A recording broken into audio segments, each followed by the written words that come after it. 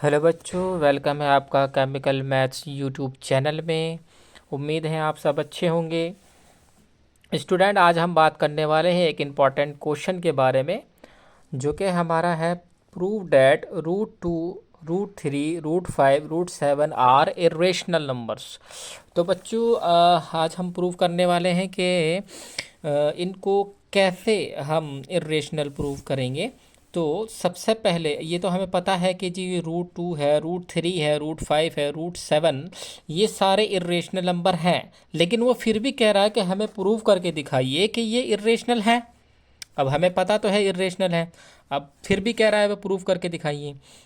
तो बच्चों, अब हम इसके अंदर मैं आपको एक करके बताऊंगा, इसके अंदर आप सारे खुद कर लेंगे। ठीक है।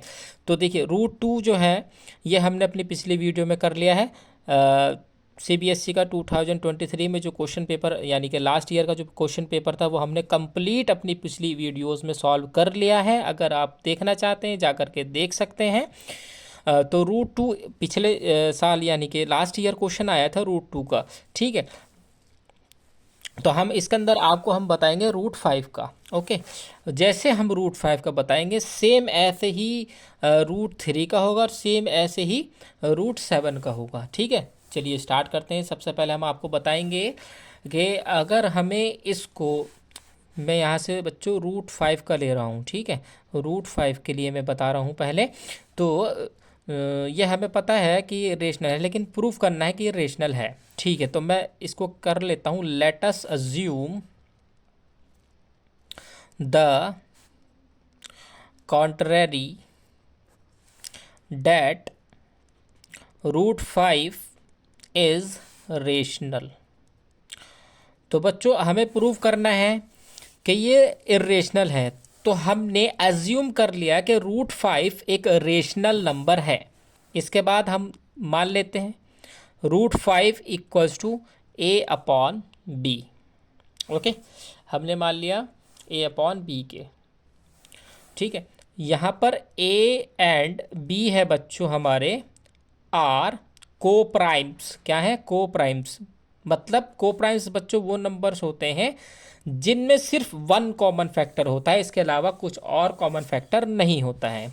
यहाँ पर हम कर लेंगे squaring on both side. Squaring हम कर लेंगे तो रूट 5 का square equals to A² upon B²।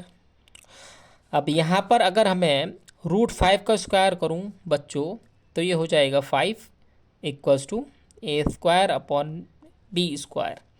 क्योंकि रूट का हम स्क्वायर करते हैं तो रूट हट जाता है। अब यहाँ से हम क्रॉस मल्टीप्लाई करेंगे तो बच्चों हो जाएगा 5B² equals to A²। Okay. यहाँ पे आप देख सकते हैं बच्चों, अगर मैं इसको ऐसे लिखूँ B² इक्वल्स टू A²/5, यानी कि यहाँ से 5 इसके डिवाइड में ही तो जाएगा। तो मैं यहाँ पर बोल सकता हूँ कि A² इज डिविजिबल बाय 5। अरे, जब 5 नीचे आ गया तो A² के नीचे आ गया तो A² को मतलब 5 डिवाइड कर रहा है, तो A² इज डिविजिबल बाय 5 मैं यहाँ लिख सकता हूँ। जब A² डिविजिबल बाय 5 है तो A भी डिविजिबल बाय 5 होगा बच्चों। ठीक है। ये हमारी इक्वेशन फर्स्ट आ गई है। उसके बाद हम एज्यूम कर लेंगे बच्चों let A is equals to 5C। ये हमने मान लिया है। ठीक है। अब बच्चों C क्या है यहाँ पे? C is a integer. C क्या है बच्चों? इंटीजर। इंटीजर बच्चों कौन से नंबर होते हैं? इंटीजर होते हैं, पॉजिटिव नंबर्स भी होते हैं और ज़ीरो भी होता है और नेगेटिव नंबर्स भी होते हैं। मतलब यहाँ पर फ्रैक्शन और डेसिमल नंबर्स इंक्लूडेड नहीं है। यानी हम कह सकते हैं नेगेटिव नंबर्स इंक्लूडेड ज़ीरो और पॉजिटिव नंबर्स मतलब ज़ीरो, 1 से लेकर इनफाइनाइट और -1 से लेकर भी माइनस इनफाइनाइट। लेकिन इसमें कोई भी नंबर फ्रैक्शन में नहीं होगा और डेसिमल में नहीं होगा। ठीक है। तो सी हमने मान लिया इंटीजर। इसके बाद बच्चों हम वही करेंगे squaring on both side. Squaring on both side.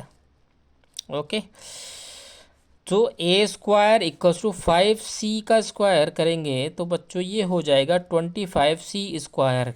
अब देखिए बच्चों ये क्या है, A square equals to 25c square.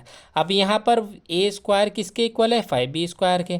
तो मैं यहाँ से ए स्क्वायर की वैल्यू उठा करके यहाँ डाल देता हूँ, तो 5b square equals to 25c square हो गया। अब ये कहाँ से आया 5b स्क्वायर, अरे भाई बच्चों यहाँ से उठा करके रखा है मैंने। यहाँ पर ए स्क्वायर इक्वल है 5b स्क्वायर के, तो मैंने यहाँ से 5b स्क्वायर उठा करके ए स्क्वायर की जगह रख दिया है। यानी कि ए स्क्वायर इक्वल था 5b स्क्वायर के, तो यहाँ पर ए स्क्वायर था, तो इस ए स्क्वायर की जगह मैंने उठा करके 5b स्क्वायर रख दिया इक्वल 25c स्क्वायर सेम है। तो 5 से 25 कट जाएगा बच्चों 5 बार, तो ये हो जाएगा B square equals to 5c square. अब आप बच्चों देख सकते हैं ये अगर बी स्क्वायर ये नीचे जा जाएगा इसके, अगर मैं देखूं अगर ये 5 को इधर के लेकर के जाऊं तो बी स्क्वायर अपॉन 5 यानी कि बी स्क्वायर के डिवाइड में आएगा ये, ठीक है बच्चों। तो मैं यहाँ से कह सकता हूँ कि B square is divisible by 5। जब बी डिविजिबल बाय 5 है तो जब बी स्क्वायर डिविजिबल बाय 5 है तो बी भी डिविजिबल बाय 5 होगा। ओके बच्चों, ये हम इसको कह सकते हैं, दूसरी इक्वेशन कह सकते हैं। तो यहाँ पर आप देख सकते हैं A and B having common factor 5।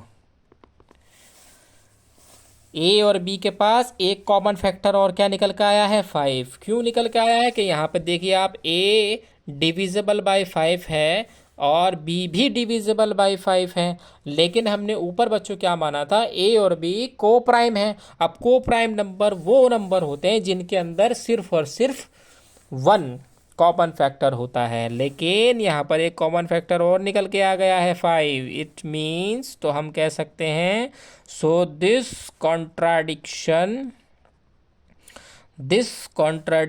Is arisen because of our wrong assumption, क्योंकि हमने गलत माना था। कि क्या गलत माना था, हमने माना था ना कि ये रेशनल है, लेकिन क्या प्रूव हुआ, देयरफॉर √5 इज इर्रेशनल नंबर।